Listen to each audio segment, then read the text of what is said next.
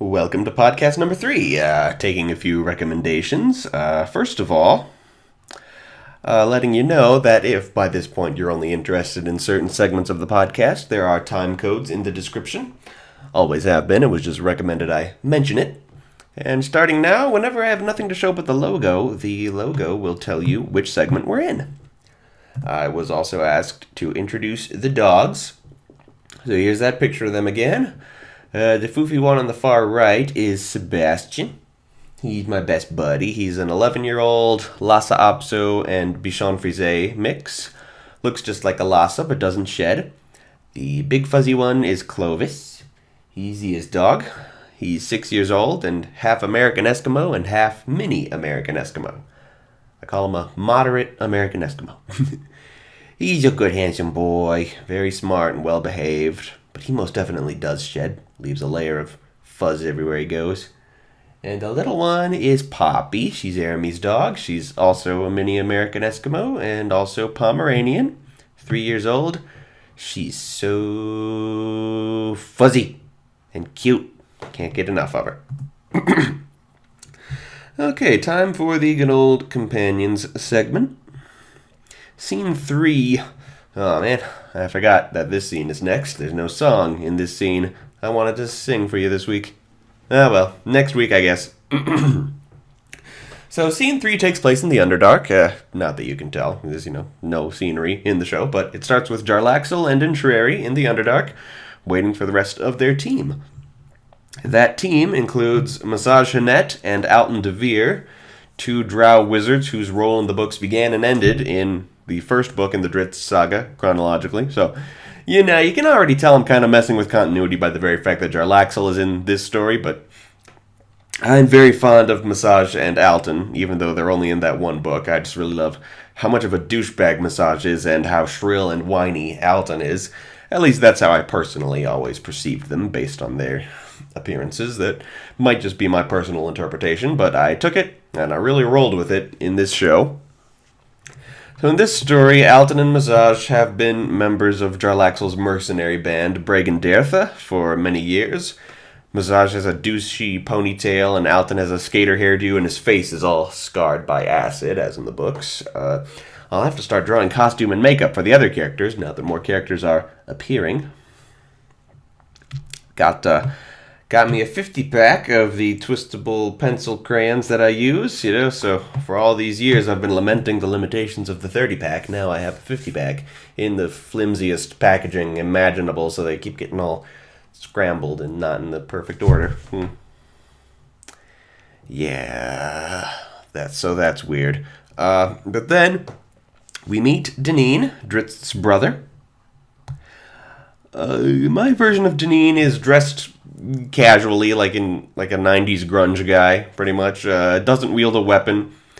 I'd like an overweight actor for the part, speaking with an American accent. Just the idea is that Deneen has just given up so much that he doesn't even act like he's in a fantasy story anymore. He doesn't want to be evil anymore, but he's certainly not a good guy either. He just wants to be left alone.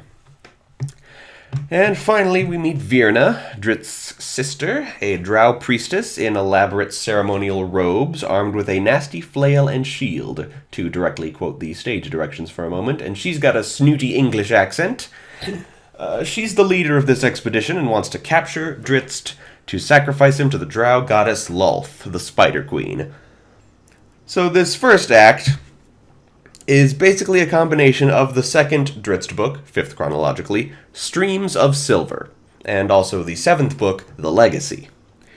Virna has been promised a big reward by House Bainra. I changed a bit what Virna's reward will be. The reward she's been promised in my version is that House Do-Erden will be reinstated and become the first house of Menzoberranzan. Deneen still thinks Virna is completely delusional for believing this.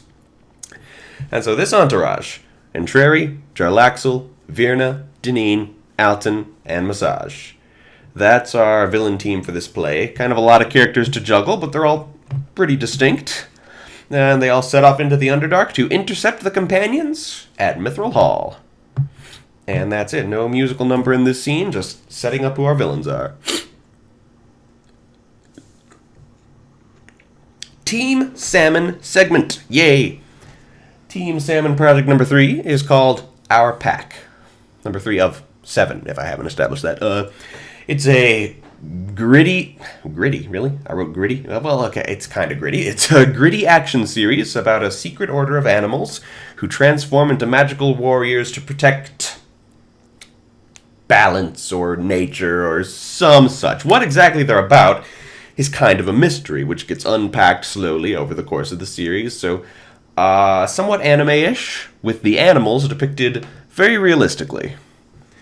We open on a scene in an empty courtyard in the middle of a city, captioned, "A short time from now." A woman walks through the courtyard, being followed at a distance by a dog, a cocker spaniel. She assures the dog that he has no reason to hide from her. The dog agrees and transforms into a bipedal armored warrior and says, "And why not? You're not even a real human." She grins at him, her eyes glowing red, congratulating him for noticing. Smash to black. Maybe the theme song plays at this point. Dissolved to a big house in the middle of a forest. Caption, 2 months ago. And here we're properly introduced to our protagonist, Sawyer. Alright, for the first time, the Team Salmon segment will have some visual aids because the 6 main characters are based on 6 pets my family owned, somewhere in the vicinity of 2007, 2008. I'll just have to track down some 10-year-old pictures on my mom's Facebook page. I know they're there somewhere. And here's Sawyer, our main character, a cocker spaniel, watching through a window as a car full of unseen people leave the large estate. Grumbling to himself about how the human family are always leaving him alone with all the other pets, he heads out into the backyard where his fellow pets are all playing a game together. There's Sasha, a skinny gray cat. Sasha is a Siamese Russian blue mix with the coloration of the Russian blue side and the physique of a Siamese. In the backstory of the Our Pack story, Sasha and Sawyer were born on the same day and adopted together, so they're as close as brothers. Sasha is the only one Sawyer really halfway tolerates, but they're definitely foils to each other. Sasha is a huge party animal, while Sawyer's a grouchy curmudgeon. Then there's Rufus, an oversized red Doberman. He's a big dummy, and that's really all there is to him. He just kind of plays the dogs are sweet but simple-minded trope perfectly straight. As far as the pack goes, he's kind of a background character, for a time. Billy is your bog-standard black cat. He's, I've got to step away from making him a carbon copy of Sasha. I can't give both cats the same personality, so I should make an effort to make Billy more snarky, suspicious, arrogant, but still very approachable and sincere, like a cat. Yeah, making him more cat-like in contrast to Sasha, who acts more like a dog due to his upbringing. That's the key to setting Billy apart. Then there's Boo Boo, the only girl in the pack. Normally having one female character in a 6-person ensemble is the sort of thing I'd be morally opposed to. It just so happens that from 2007 to 2008 we had 5 male pets and 1 female. So being based on reality is my excuse there for going all Smurfette with this ensemble. I'd certainly never do so otherwise. Boo Boo was a dog we found as a hungry newborn puppy on our doorstep. By all appearances, she was mostly black lab with some mixture of perhaps boxer or pit bull, and judging by the unique black spots that began to appear on her white belly, Dalmatian. We gave Boo Boo away to another family when she was quite young because she fought with Sawyer, so I don't know what she came to look like as an adult, but I can speculate. Boo Boo as a character is an adult, and is kind of vicious, standoffish, with kind of a temper and a mean streak, but fiercely loyal to the pack. And finally, we have Sebastian, whom you've met. It's kind of weird to think back 10 years when Sebastian was the baby of the bunch. Now he's all old, and he's acted like an old dog for much of his life. He's such a good boy. So it became retroactively hard to look at my plans for our pack, where he's depicted as the young guy, but he's still very meek and submissive and quiet, so that still fits the personality I wrote for the character. It's just, now the real Sebastian is all that in an old man sort of way, instead of a kid way. Here, baby Sebastian. Look at him, he's just a fluff ball. I found all these pictures in my mom's Pets album from 2009, and I just had to share the little baby Sebastian one in addition to the mostly adult Sebastian one. So that's our main cast of 6, based on 6 real pets I had, though I never had all 6 at once, as actually Rufus died in 2007, and my grieving mom went and adopted Sebastian the very next day to mend our broken hearts, but that's still a lot of dogs and cats to have all at once. It was a great time. So the game that the pets are playing is that the 2 big dogs are trying to take treats from the cats, who hinder them by dumping buckets of snakes on them. The snakes are semi-willing participants, just a bunch of small garden snakes, like one lands on Boo Boo's face and goes, "Hey, how you doing?" And I want to, very early on in the series, I don't know if it can fit here in the very first episode, but very early on, I need to mention the existence of a character named Queen Snake, a huge and old garden snake who lives somewhere in the backyard and is the mother of all the little snakes that the pets interact with on a regular basis, and finally debuts in, like, season 5 or something. So Sawyer sits down beside Sebastian, and Sebastian tries to bond over their shared lack of enthusiasm for the wild antics of the other 4, but he is rebuffed. Sawyer clearly just doesn't think very much of any of his fellow pets. Later that evening, they're all eating their food out on the balcony, and it's a really cute scene, just a bunch of animals eating together, and it's really sweet, and the sun is setting, and the moment the sun dips completely below the horizon, there's an explosion of light that knocks them all out. And a big, deep voice from beyond the horizon talks to them in their dreams, all like, "Thousands of years ago."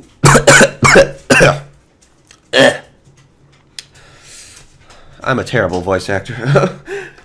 So, "Thousands of years ago." And he explains the history of these armored, shape-changing warriors who preserve the balance of the earth, and "This power now belongs to you. To you. To you." You give me like 3 takes and I can do it. Sawyer is the first to wake up, and he finds that he's wearing clothes, and that his physiology is much more human-like. And he blurts out, "Dear God, I'm a furry. We're all furries!" And they all come to, and they're basically anthro animals now, wearing very simple clothing, wielding simple wooden staves. And they stand on 2 legs, and their front paws are now much more like hands, but they're still very much animals. And they're the same overall size they would be normally, so they vary greatly in height. They find they can willingly shift back into their normal animal form and this anthro form at will, and they're all just very confused. The next time card reads, "Around Now."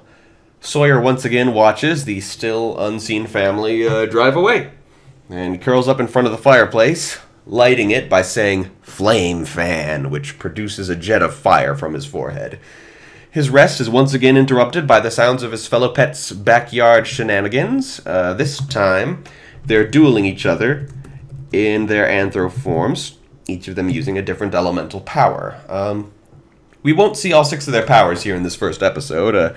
Sawyer will see 2 of them dueling, and then Sawyer will be roped into dueling Sebastian.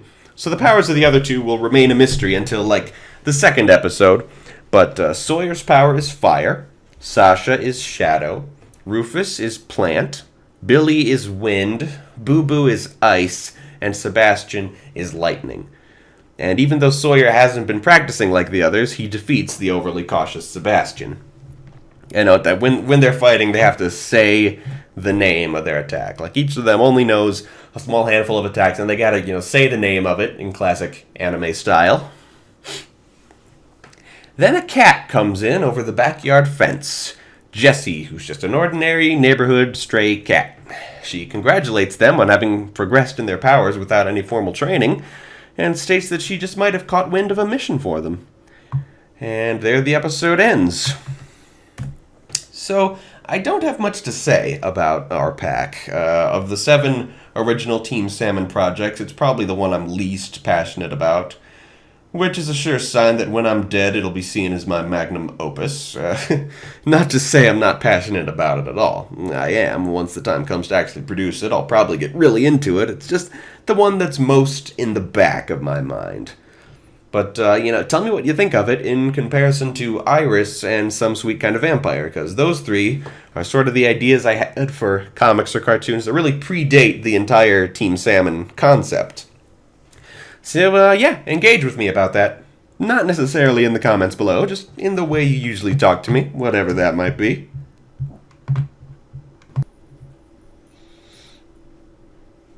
Now, let's move on to The Secrets of Droon, Book 3, The Mysterious Island. First off, that's kind of a B-movie title, isn't it?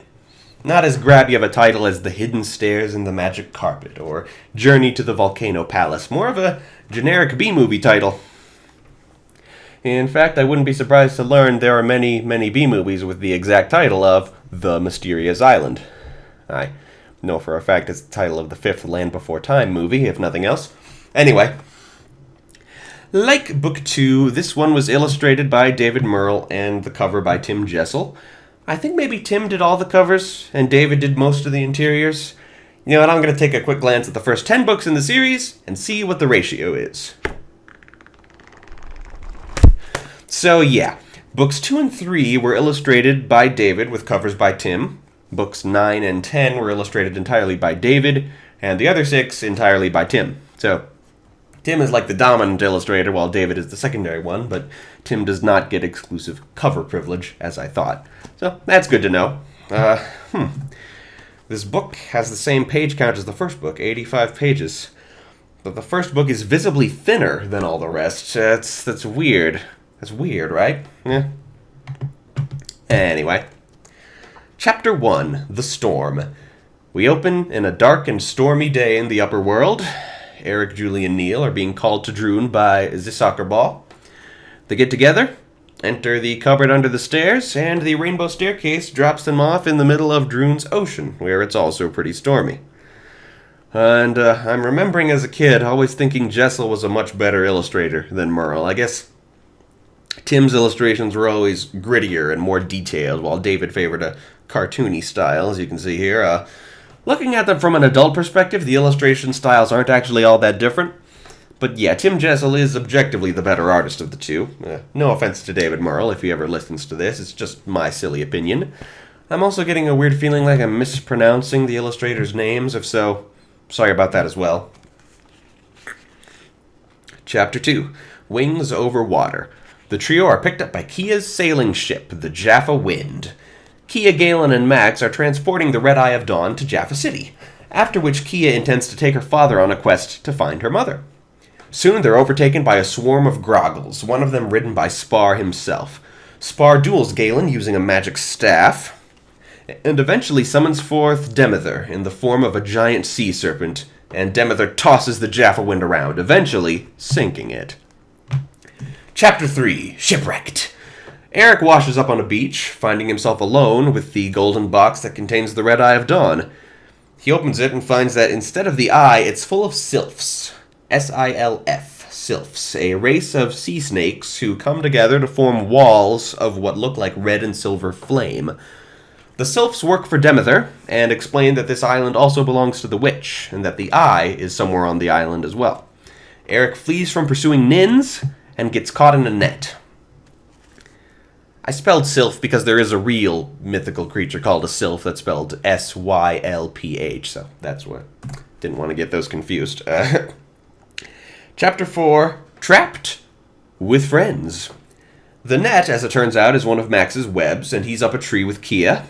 Spar and the Nins have captured Galen, and Spar is confident that no matter what transpires on the island, the Red Eye will end up in his hands, and he will win. In a surprisingly poignant throwaway moment, Galen says, "You were not always so evil, Spar." The Nins bring Galen to a place called the White Cliff, and Spar goes off in his own direction. Eric, Kia, and Max search for Julie and Neil, finding them being attacked by giant bugs. Chapter 5, Attack of the Icky Bugs. The bugs are attacking because Neil and Julie were messing with their eggs. Kia casts a spell to attempt to scare the bugs away, and it succeeds, but it also accidentally turns Neil into one of the bugs' young. The introduction of a long-standing, never-acknowledged running gag where Neil gets turned into something puppety. In this new form, Neil is able to understand the language of the local flies, a swarm of whom inform him that the groggles are nesting up above. The flies make the fog disperse, revealing the mountain. Chapter 6, Groggle Mountain. Julie's all like, that was there the whole time? So they climb up, figuring Galen and his nin captors are up there, and they get attacked by wild groggles. One of them captures Eric. It's always Eric, isn't it? It kind of takes a while to realize that Eric is the POV character of the series, since he's seldom alone, but whenever he's alone, we're with him. We're almost never aware of anything Eric can't immediately perceive. Chapter 7, Glove of Power. So the groggle brings Eric to its nest. The Glove of Power. So the groggle brings Eric to its nest and just sort of leaves him there. There's no young or anything. Kind of weird. Eric finds the gauntlet that had the Red Eye of Dawn installed in it, but the eye is gone. The others find him, and soon they're pursued by nins. Eric throws the gauntlet into their midst to distract them, and our heroes run into a cave containing the same big old beetles as before. Chapter 8, Cave of Bugs. Stuck between the nins and the beetles, the gang finds that the beetles have taken the Red Eye of Dawn, mistaking it for one of their eggs. Remembering Galen's statement that the eye is fueled by Spar's anger, Kia decides to try it barehanded by, not being angry, using bug meal to distract the bugs. A situation humorous enough that it totally works.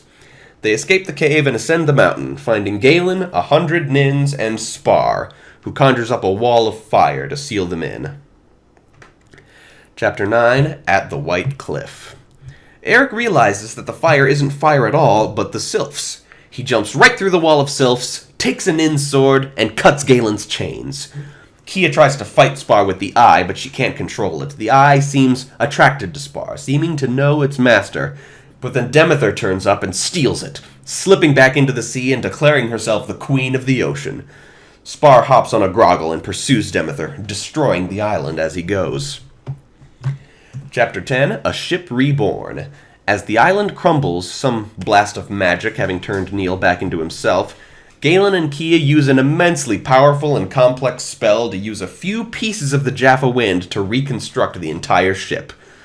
The island is gone as if it never existed, and the Jaffa Wind sails into Jaffa City, where the Rainbow Stairs await the kids. The storm in the upper world is past, and the kids go to make some lunch. So, review-wise, gotta say this isn't as strong a book as the second one. In the grand scheme of things, it's much more a throwaway story, not introducing anything new, nothing important happening beyond the eye coming into Demeter's possession. The titular island, however, a one-shot location just like the Volcano Palace, is a very spooky and surreal setting, definitely some striking visuals for my fantasized TV adaptation. So let's talk that adaptation. There aren't really any new characters in this book, which is very unusual. Nearly every Droon book introduces a whole slew of new characters and brings back a slew of old ones. The only real guest star in the entire book is Demeter, who only briefly appears at the beginning and end. So the Jaffa Wind technically appeared at the end of the previous book, I'm guessing, but wasn't described until now. It's a recurring setting because, it's a boat. It's a setting you use to get to other settings. Boats are great that way. It's got, wings, and the sails are red and yellow, and there's an engine with some smokestacks, in addition to a sail and oars. So it's very Viking-y and a little bit steampunky as well. Here, Demeter's sea serpent form debuts, and I definitely stay faithful to the book, in which she doesn't speak when she attacks the ship at the beginning, but then has one line when she steals the eye at the end. Still voiced by Tara Strong, probably in a harsher tone than when playing Demeter's mermaid form. And when it comes to the ship battle, I definitely want to try to break some ground with how much of that battle we can do without CGI.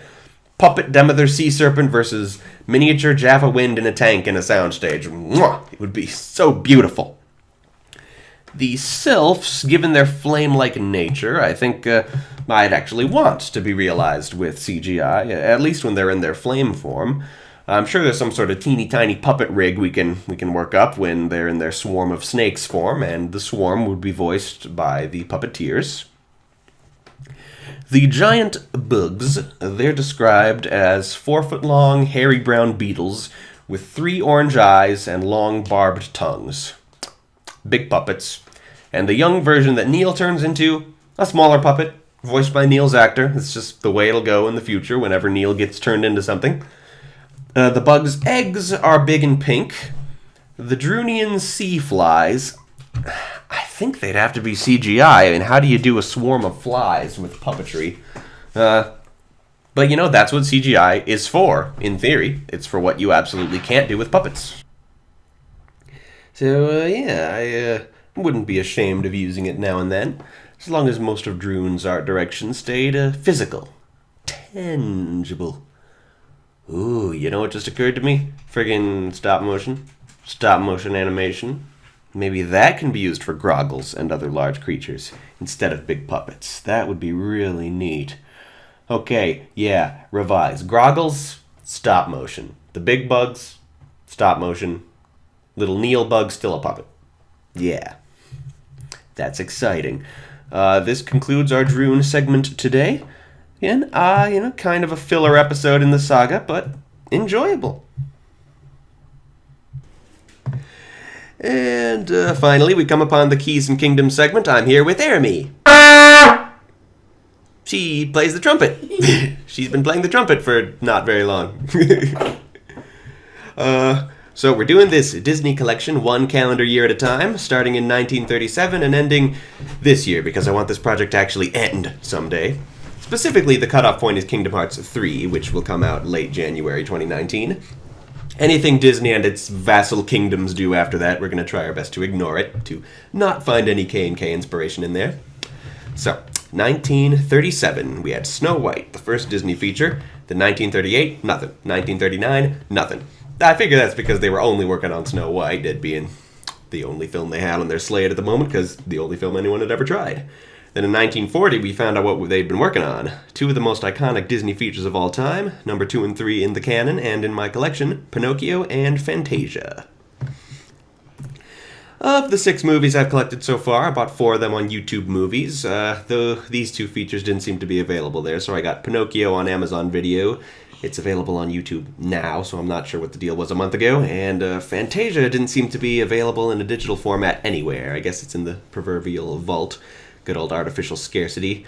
So I got it on DVD in a 2-pack with Fantasia 2000, so number 88 on the list, collected. Yay. And if you look at the blurb on the cover of the Fantasia DVD, it says, "Fantasia is timeless. Walt Disney." Yeah, when you're looking for a quote for the cover of your DVD, you don't usually go with something the producer of the film said. I think he might be a little bit biased. A little bit. So, let's watch Pinocchio. Oh, but first, gel pens, as it turns out, invented in 1984, so definitely not used to create the water effects in Snow White. Not that that was ever a possible theory, but now we know. Look at Poppy, look at your Uncle Tage. Hi, Poppy. You ugly Poppy. Uncle Tage loves you more than I do. You think? I do love Poppy. She's cute. Is that the only reason? What else is there? Yeah, right. She's a naughty puppy. You're a naughty puppy. You're so nice, though. So, what'd you think? She's so easy to carry, too. Yeah, she's very light. It wasn't until she came along that I realized how heavy Sebastian is. Oh, yeah, he's real heavy. Yeah, he's a fat boy. He's a fat boy. But he's a beautiful boy. Yeah. He's a handsome boy. Sebastian's the best boy. Yeah, okay. Yeah, he's definitely the most well-behaved, I think. Yes, I think so. Anyway, enough about the dogs. What'd you think of Pinocchio? It was great. Yeah, as always. You actually applauded at the end there. How do you think it compares to Snow White? Well, definitely a lot better, I think. You think better? Yeah. Only because, is it longer? I'm not sure. I don't know, but I don't know, but yeah, it had more like good endings. It wasn't just like exact same thing over and over and like stuff. Yeah, they. Yeah, I did definitely make a note that there was less filler. It was less filler. It was just more benefit to the story, and then what filler they did have felt more natural. And ducky. Okay. Well, you noted at the beginning that it was strange to you that the credits went at the beginning. The full credits went at the beginning. Strange. And I noticed that there were no voice actors listed in the credits. I mean, this is something we noted about Snow White as well as this film, that no voice actors listed. And you'd think that'd be the part people would want to know. The only part of the credits people would actually care about. But yeah, there were no credited voice actors in Snow White or this. I wonder when that changed, when that started. So, let's talk about When You Wish Upon a Star. So that's not just Pinocchio's theme song, that's Disney's theme song now. Isn't it? But originally it was Pinocchio's, right? Well, yeah, it came from this movie, but it's the Disney song now. It's Disney's theme song, kind of their mission statement. Even in modern films, they kind of try to contradict it by reminding you, you got to work hard. Which I don't think anybody ever really believed them that all you got to do is wish upon a star. But you never know. And so I just want to think about that theme of stars, what stars are. In this movie, balls of light.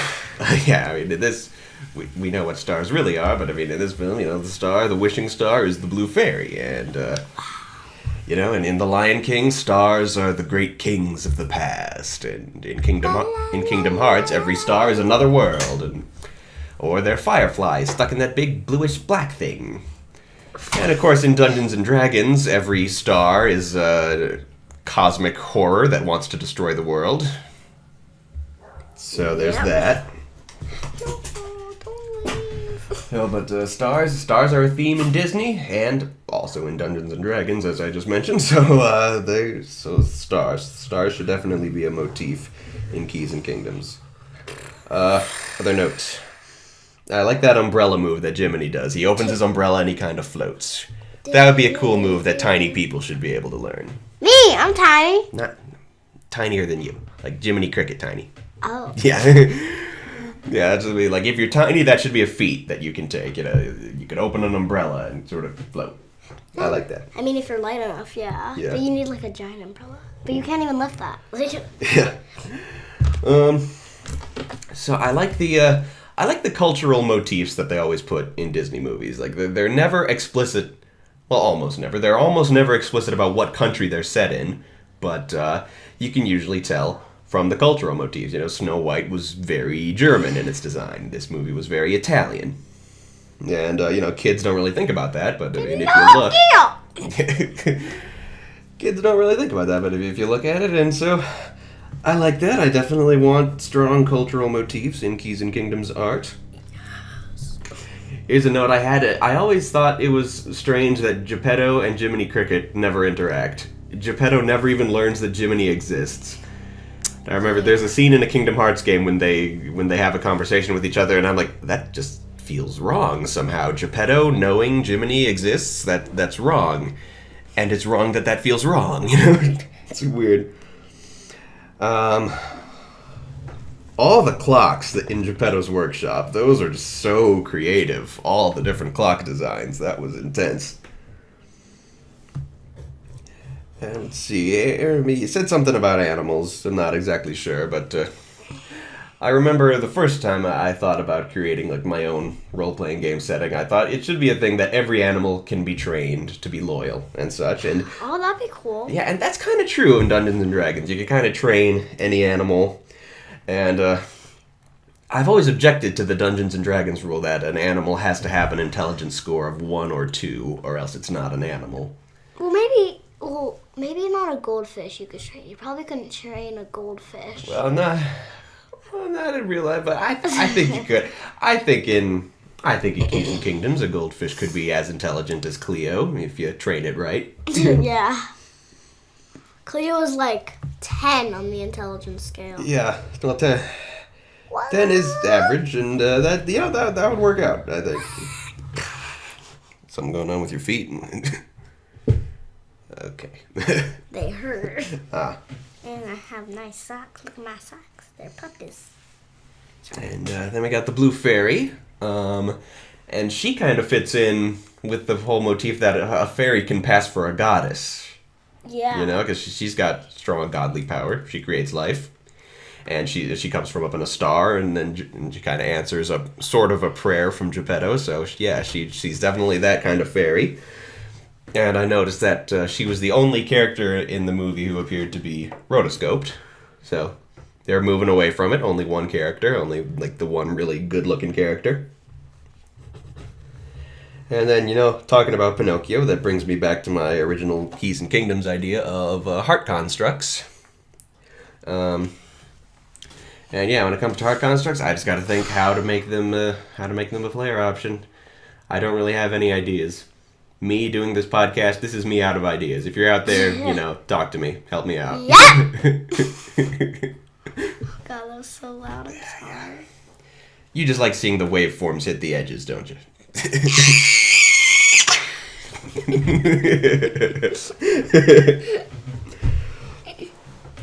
I'm sorry for people who are listening. Okay. Other thoughts? Yeah, sorry we blew out your headphones there. Other thoughts, an external conscience, someone being your conscience, that might be a heart construct thing. No, I'm taking a big bite of pasta. No.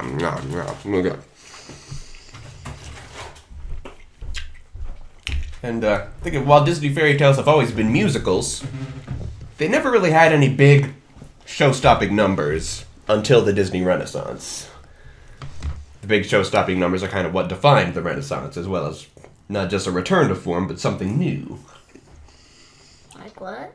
Yeah, you know what I mean? Like the Disney Renaissance was from 1989 to 1999, and that was when they made all their big movies like Little Mermaid, Beauty and the Beast, Aladdin, Lion King, and the musical numbers in those movies were just huge showstoppers, and they didn't really have any of those in Snow White or Pinocchio, just cute little songs. But I mean, don't we like cute little songs? I mean, cute little songs are good, right? Cute little songs are very good. Yeah, I'm not saying it's a bad thing. I'm just observing that there weren't really any big showstoppers in the earlier films. That was kind of a thing that started in the late 80s.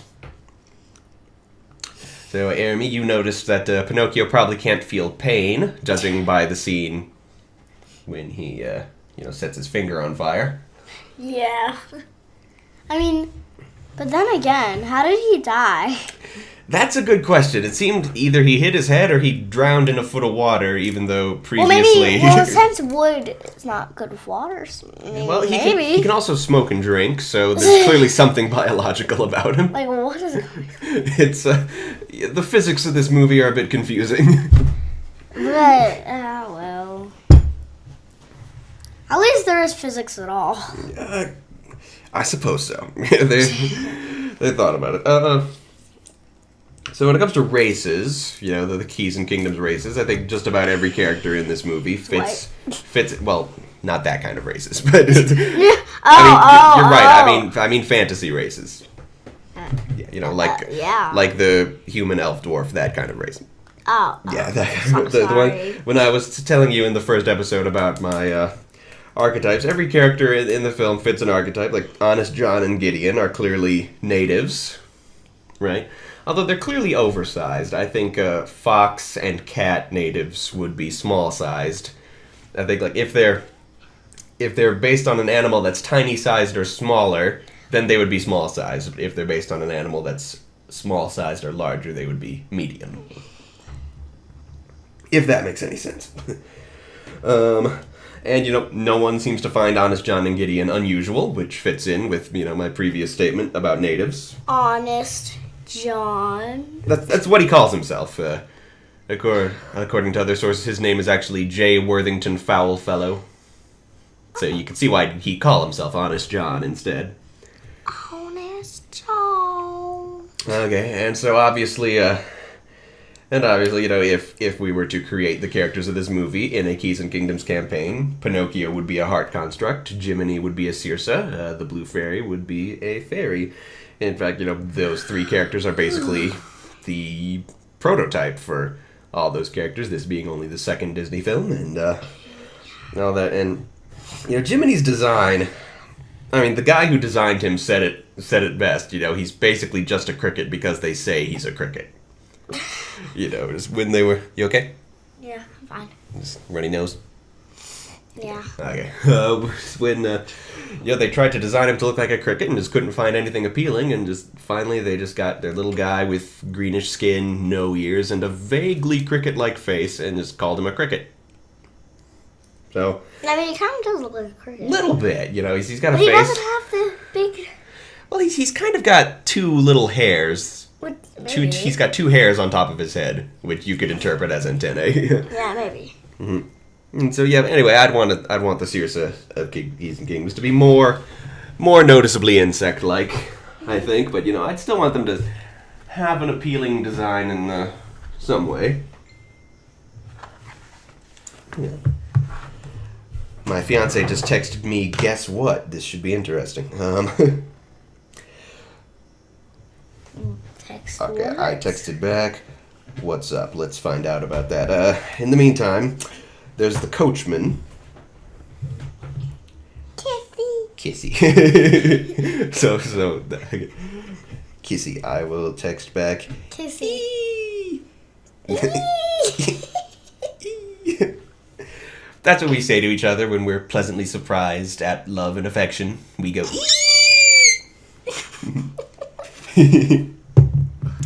Anyway, there's the coachman. The coachman is ambiguously human, as TV tropes would say. You'll notice Jeremy picked up right away that he's got 4 fingers on each hand. Not human. Yep, not human. And then there's the name, the coachman. When he's obviously more than just a coach driver. He runs the whole place, but they just call him the coachman. That sounds kind of sinister. I also noticed that when he did that weird you have to do this thing, and then his face turned all red. He had green eyes. When he come back as boys, yeah, that terrifying moment. And we never find out exactly what his plan is. He never gets any kind of comeuppance. And Pinocchio doesn't save the children who at Pleasure Island and turn into donkeys. Yeah, I was gonna mention that just next. Yes, so Pleasure Island plot would be a great adventure module. Somebody's got to resolve that situation because the heroes of the movie sure as hell don't. What's up with that? And it's weird because he didn't turn into a donkey, so that means he obviously has to be not human. He just cannot be human. No, he's the devil. It's just that's what I started to think. I think the coachman might be the devil, and I think and his henchmen are really creepy. Yeah, too. they're vaguely gorilla-like, or they look kind of like the Phantom Blot, who hadn't debuted yet, but I don't know. And so it occurred to me during all the drinking and smoking scenes, this movie's rated G. If it came out today, it'd probably get a PG-13. Movies never get rated G nowadays. PG or G? Yeah, nowadays. No, PG or just PG-13. Yeah, nowadays PG means G, PG-13 means PG, and G means for babies. It's kind of how it goes. And R means R. R can mean PG-13 or it can mean R, which confuses a lot of people. You never know if you can take your kids to an R-rated film because R could mean PG-13 or it could mean R. You never know.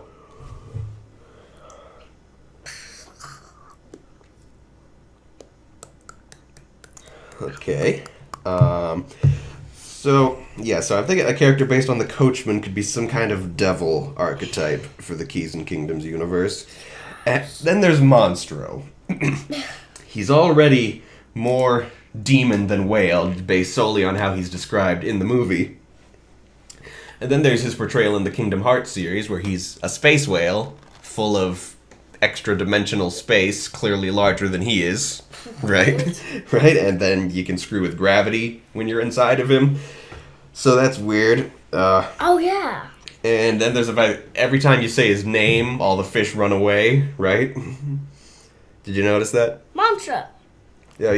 When Pinocchio says, "I'm looking for Monster," all the fish just go, "Ah!" and run away.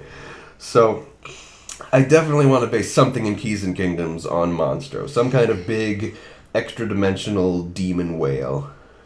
Definitely an individual, unique, terrifying thing, not a species of monsters, a lone, single monster like the Tarrasque. What the heck's that? The Tarrasque? The Tarrasque is a Dungeons & Dragons monster that looks more like Godzilla in every edition in which it's portrayed. And it's a single creature. It's an engine of destruction that was made to kill the gods. And it sleeps at the center of the world. And every so often it wakes up and it ravages an entire continent. And when you kill it, it doesn't die. It just goes back to the center of the earth to sleep some more. But you could beauty sleep. Yeah, but you could in theory kill it if you could somehow get it to leave the planet. Well. So, some of that lore might carry over to my Monstro equivalent, but I do. But yeah, definitely Monstro, some sort of individual. And then there's, I mean, what I wrote down is that they can walk around underwater as if it was air, but that's not quite true. Pinocchio ties a rock to his tail, and Jiminy puts one in his pants, and so they can sink.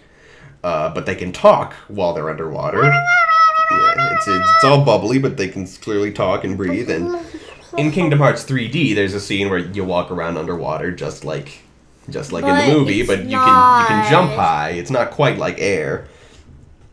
But what I'm thinking is, to put a spell in the Keys and Kingdoms spellbook where you could do that. You could walk around underwater as if it was air and breathe, presumably.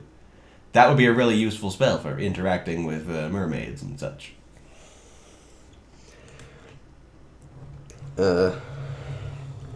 Okay, 2 remaining notes. One is, a lot of the smart remarks Jiminy makes led me to wonder if he was sort of the 1940 equivalent of the genie from Aladdin. I wonder if 1940s audiences were annoyed by all his modern references in this fairy tale movie. I mean, it's definitely very subdued if that's the case, but it just seems like just the way Jiminy talks and the jokes he makes just strike me as somewhat genie-like. Yeah. And finally, let's talk about the main point of the movie. What might motivate a heart construct to become a real boy? Figure becoming human is a real goal, a common goal that could probably be accomplished with a higher level spell. You see it a lot in mermaids or gargoyles or maybe even natives that want to be human. Witchcraft. Well, yeah, but it's a role-playing game. Witchcraft's not bad. Witchcraft. And let's see. When humans finally learn how to use magic, I'm gonna be a wizard. That would be cool. A wizardess. So, any further thoughts on Pinocchio? Based on a creepy story. Yeah, I told Jeremy a bit of that. Like, I've never read Pinocchio myself, but I've heard he murders the cricket with a hammer, and that he gets hanged in the end due to committing some crimes. I could be completely wrong about that. I don't know. I could be just. Maybe I'm making that up, but I heard that that's what happens in the Pinocchio novels. Socks. Jeremy just threw me a pair of socks. That are mine. Yes, that's, you add some interesting color to the podcast, to be sure. Okay, don't throw it again, it'll get in my pasta. Oh, God, sorry. Okay, well, that's all my notes, and I'm just going to go back to the very relaxing experience of playing Zoo Tycoon 2. Yeah.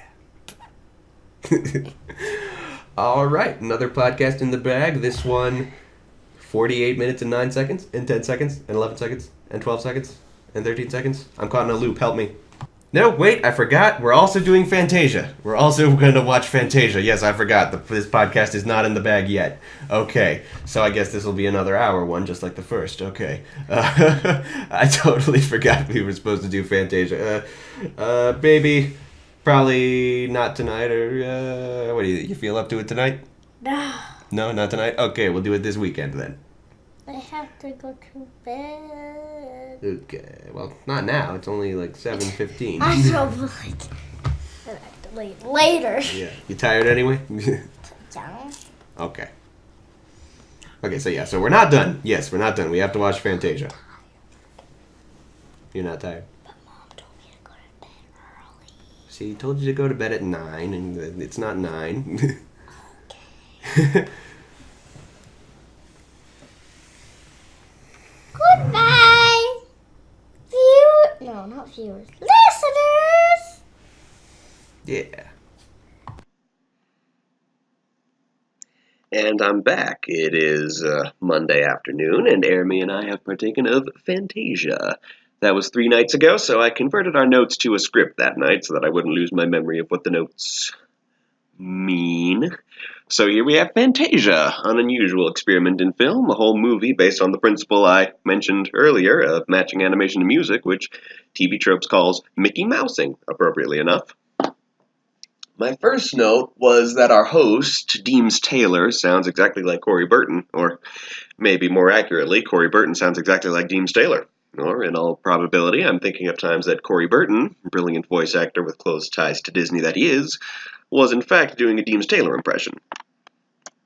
See, I just like Pinocchio had more to give me notes-wise than Snow White did. The 2 hours and multiple segments of Fantasia gave me a page and then some of notes, so this might be our longest podcast yet. I mean, that's not saying much. This is podcast number 3. Anyway, first segment was Toccata in Fugue by Bach, just consisting of orchestra footage and abstract animation. Viewing the orchestra gave me an idea of providing a long list of musical instruments that bards or whoever else can play. I like the idea of having as many choices for musical instruments as weapons. Jeremy had the brilliant idea of turning the lights off while we watched the film. That really helped immerse us. It was a masterstroke. Definitely glad I have her on board this project.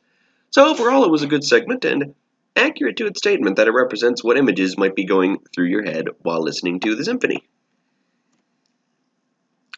Our second segment was set to The Nutcracker Suite by Tchaikovsky and was about pixies changing the seasons and some other nature-themed stuff.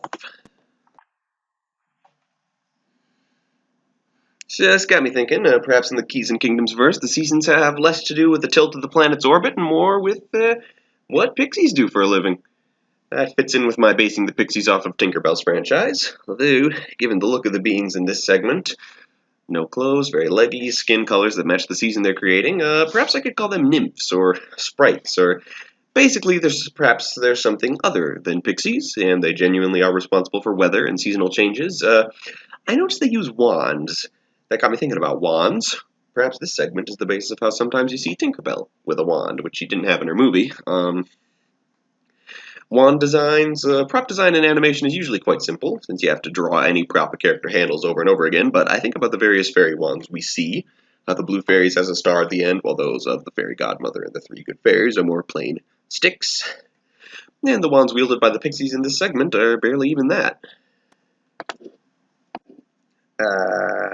So the little dancing mushrooms portion of this segment, that was cute. Made me think of Myconids, the resident mushroom people of Dungeons & Dragons. In my indie-made miniatures set, they call Myconids fungus folk, so the word Myconid might be trademarked. I'd better come up with a new name for the K&K mushroom people. Jeremy really enjoyed that portion. She called the tiny mushroom who's the center of it Timmy. And when I look at the eyes of those mushrooms, I don't think they're supposed to look Asian. I think they're supposed to look like if a mushroom had eyes. The eyes look like the folds on the underside of a mushroom cap. Just saying. And once the dancing blossoms came up, I took a little detour to show Jeremy the trailer for Loving Vincent, an independent film that came out last year that was not only rotoscoped, but every single frame, a literal painting done in the style of Van Gogh. The art just briefly reminded me of the footage I've seen of that film. Never seen the movie, but goddamn, the first fully painted movie ever made. That's a pretty impressive feat. I just really love rotoscoping. Anyway, there were pixies, mushrooms, blossoms, sexy fish. Good segment overall. Maybe not the most famous or iconic, but probably the most Fantasia of them all. Our third segment, the famous rendition of The Sorcerer's Apprentice. According to Taylor, that story goes back over 2,000 years, which shocked me. So this was the debut of Yensid the Sorcerer, and it feels weird to call him a sorcerer. I'm so used to D&D terminology, in which someone who studies and learns magic is a wizard, while a sorcerer is someone who's born with magic powers. Anyway, Yensid's personality, so they say, was largely based on Walt Disney's angry face, the face he made to let his animators know they weren't performing up to their potential. And I think this might be the debut of Mickey's modern design, in which his limbs are shorter and sturdier, and he has whites in his eyes. And his design in this 1940 production is the exact same design we use for him to this day, except during deliberate throwbacks to his original design, so definitely a design for an iconic character that stood the test of time. So, Mickey can use magic by wearing Yensid's hat, but as we see at the end of the segment, Yensid can perform powerful spells without wearing the hat. So the hat has power, but isn't the source of a wizard's power. Remember, this entire exercise is in making all things Disney make sense from a role-playing game perspective, so clearly it's a hat of something.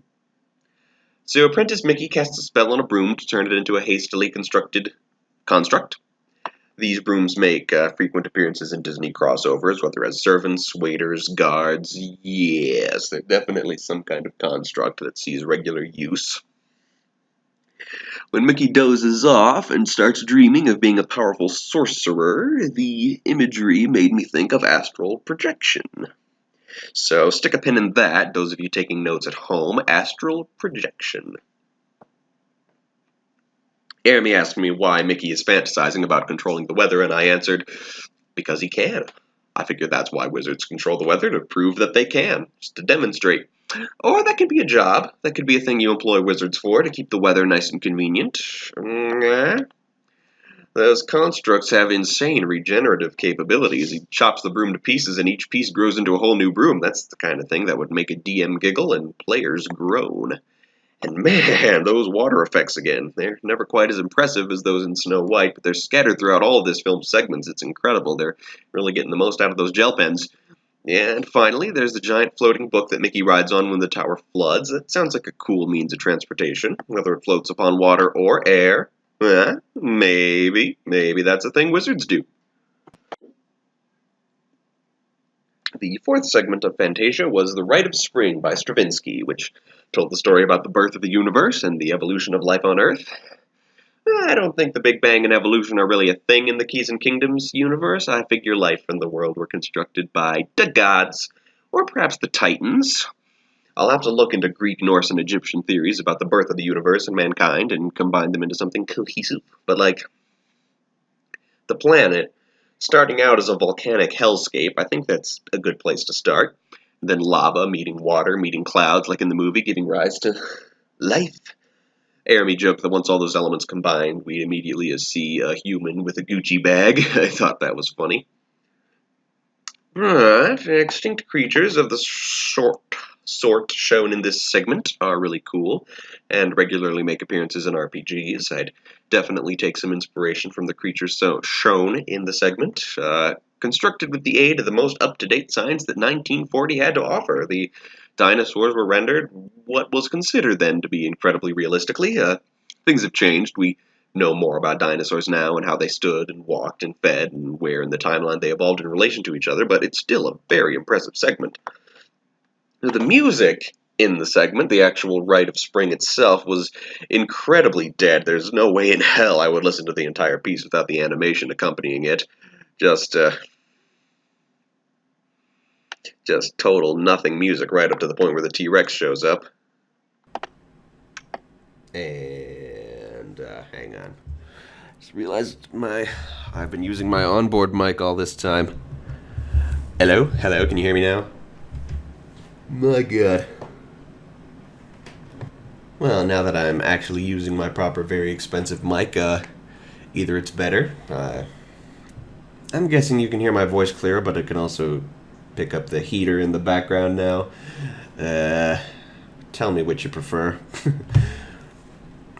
And the segment ends with the first sunrise after the extinction of the dinosaurs. And so, even though my fantasy RPG universe doesn't have an evolutionary sort of history, perhaps there is an extinction event in its past. I like fantasy stories where we find out that long ago the gods sort of wiped everything out and started over. So this was the segment that both Jeremy and I enjoyed the most. Jeremy loved watching life develop and was very depressed that it ended with the extinction. So at this point in the film there's an intermission. Movies should have those. Since most blockbusters these days are 2 to 3 hours long, they should have intermissions. The whole world's been saying it for years. That needs to happen. So, after the intermission, there's a cute bit where Taylor talks to the soundtrack waveforms a bit. Do I use the word waveforms correctly? The little thing on the soundtrack that expands depending on how loud the sound recording is. Those are called waveforms, right? Or am I using that word completely wrong? Anyway, Fantasia's fifth segment is the Pastoral Symphony by Beethoven, and depicts a day in the life of Greek mythology, even though for some reason Taylor uses the Roman names for half the gods. Anyway, the creatures appearing in this segment give us a pretty good list of creatures and even gods one might encounter in a Keys and Kingdoms game. The unicorn, the satyr, the Pegasus. I might not pluralize Pegasus. In mythology, Pegasus is an individual. Still, calling them winged horses or flying horses is a bit generic. Pegasi might work out better overall. Amy and I, noted that the Pegasus dad in this segment looks really evil and sinister. Might be a nightmare. That's a creature. An evil carnivorous horse. A nightmare. It's kind of a pun creature, but a cool one. So then there's the centaurs. Deems Taylor calls their girlfriends the centaurettes. You don't often see female centaurs. I wonder if this is the first time anyone ever depicted such a thing. When we first see the centaurettes, they're naked and they clearly don't have human nipples. Maybe centaur nipples are on their horse half. Maybe that's a thing in centaur biology. Not that centaur biology makes any sense. They've got two of most things. Anyway, I do like the clothes they wear when they do wear clothes made of leaves and flowers and even grapes and overall barely there. Very attractive. And you might not know this, there are characters appearing in a few shots of this segment that have been deleted from most versions of the film. They're certainly nowhere to be found on my DVD copy. In the original cut of the film, the centaurettes are tended to by centaur-like beings whose lower halves are donkeys and whose upper halves are unattractive caricatures of black people, straight out of a Warner Brothers cartoon. Yeah, kind of unfortunate.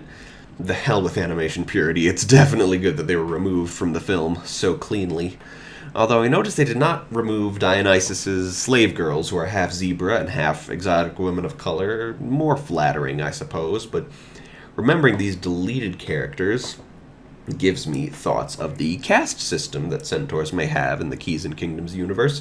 Probably won't be quite so on the nose, but it's a jumping off point for creating a society. Anyway, Keys and Kingdom centaurs probably not so pastel-colored, but unicorns and pegasi, maybe so. And the cherubs in this segment, no cherubs in Keys and Kingdoms. Naked little kids flying around, no thanks. Dionysus comes in, riding a donkey with a unicorn horn. There are the aforementioned racist donkey centaurettes, and I seem to recall there's a donkey with wings in an upcoming Disney package film, so in the Disney universe, does every mythological creature that resembles a horse also have a donkey version? That's something to think about. And finally, Zeus is a dick in this segment, but what else is new? Zeus is always a dick, at least from a modern perspective. Definitely, I'd want him to be the most morally ambiguous of the three leaders of the pantheons, the least benevolent of them. Well, less so than Odin, at any rate. I don't know much about who's the leader of the Egyptian gods. Ra? I don't know the first thing about Ra. I'm only assuming he's less of a dick than Zeus, which is, a low bar. Maybe I'm wrong. Then we come upon Fantasia's sixth segment, the Dance of the Hours. I never noticed the motif before. It's essentially just a ballet performance by four groups of dancers who respectively represent morning, afternoon, evening, and night, with the twist being that these dancers are in fact animals one might encounter on the African savanna: ostriches, hippos, elephants, and crocodiles, respectively. These characters provide nice inspiration for natives. I noticed that anthropomorphic animals based on birds tend to be less humanoid than those based on mammals or reptiles, and that might hold true of natives as well. And, well, these are also good ideas for species to encounter just as animals: ostriches, hippos, elephants, and crocodiles, for use as riding mounts, animal companions, or randomly encountered enemies.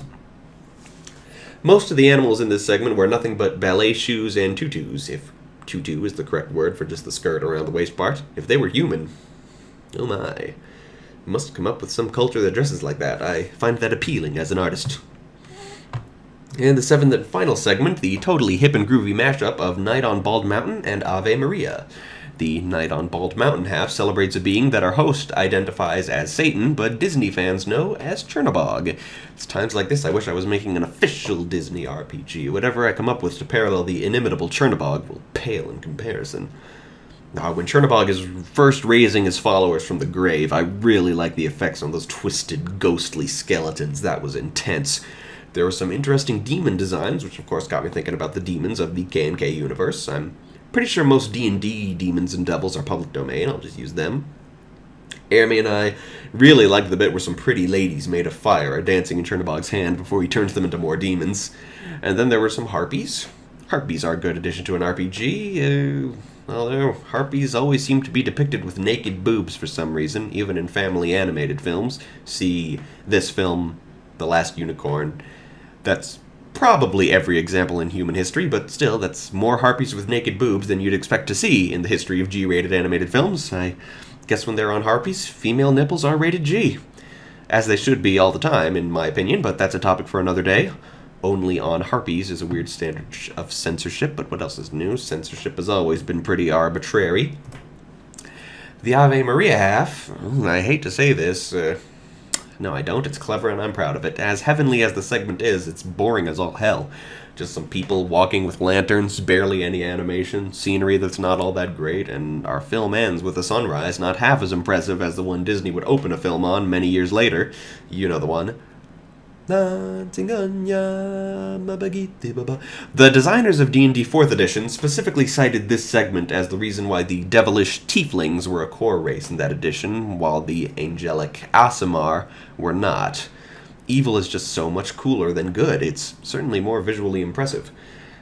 My final thought, the thought I'll leave you on this week, is Chernobog's connection to the gargoyle race. After all, does he not turn from stone to flesh when the sun goes down and back when it rises? Gargoyles don't like being reminded that their appearance is vaguely demonic, but perhaps there's some undeniable truth to it.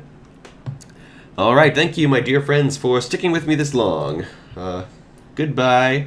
See you next week. And this one is about a minute shorter than the first one. Score.